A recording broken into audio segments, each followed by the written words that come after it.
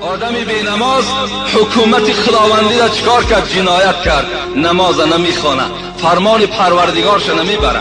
خدا گفته ایستاد از اقیم الصلات، ای بنده خدا من تو را آفریدم، من بالای تو حکمران هستم، من بر تو نعمت دادم، چشمهای بینا دادم، دستهای گرا دادم، زن دادم، فرزند دادم، خانه دادم، ماشین دادم، میوه های شیرینی مرا تو خورده ایستاده ای. نماز بخوان.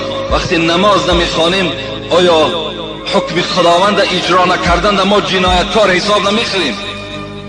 ما جنایتکار هستیم در نزد پروردگار.